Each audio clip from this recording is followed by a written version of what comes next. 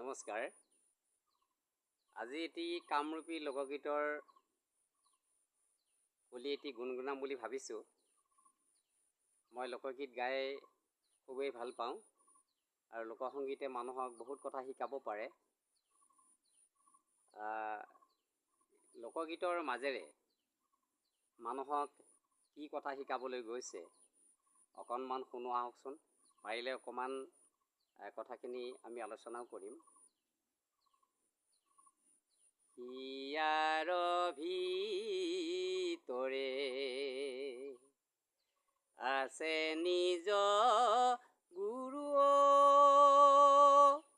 কিয় মন চিনি জানি সেৱা কৰা,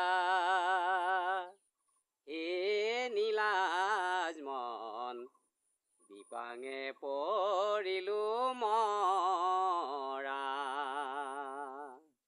কি বুলি কৈছে যে হিয়াৰ ভিতৰতে নিজৰ গুৰু আছে, চিনি জানি আমাক সেৱা কৰিবলৈ কৈছে। এ হৰিয়ে চিনিলে নাপাই, নিচিনিলে পাই, জীৱৰয় অদ্ভুত জালা।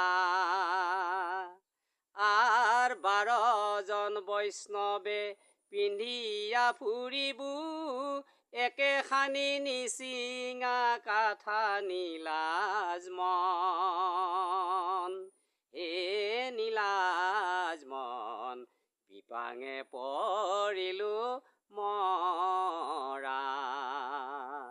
কি বুলি কৈছে? চিনিলে নাপায়, নিচিনিলে পায়। যেতিয়া ঈশ্বৰক যদি আমি ভালদৰে চিনিব পাৰোঁ, তেনেহ'লে জীৱৰ যিবিলাক জ্বালা যন্ত্ৰণা সেইবিলাক আমি ভোগ কৰিবলৈ নাপাওঁ আৰু ভোগ কৰিবলৈ নালাগে বুলি কৈছে। আৰু 12জন বৈষ্ণৱে পিন্ধিয়া ফুৰিব, একেখানি নিচিঙা কাঠা নীলাজ মন। এই যে প্ৰেম, এই প্ৰেমটো আচলতে সহজতে মানুহৰ পৰা ছিঙি নাযায়, জীৱবিলাকৰ পৰা প্ৰেমটো ছিঙি নাযায়, মায়াটো ছিঙি নাযায়। আৰু সেইকাৰণে আমাক এই লোকসংগীতৰ যোগেৰে কথাবিলাক আমাক বুজাবলৈ চেষ্টা কৰিছে।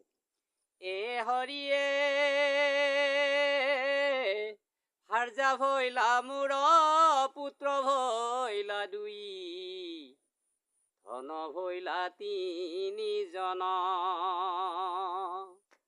আৰ 12জন বৈষ্ণৱে অনাই ফুৰিবু, মিছাতে যাতনা পাই নীলা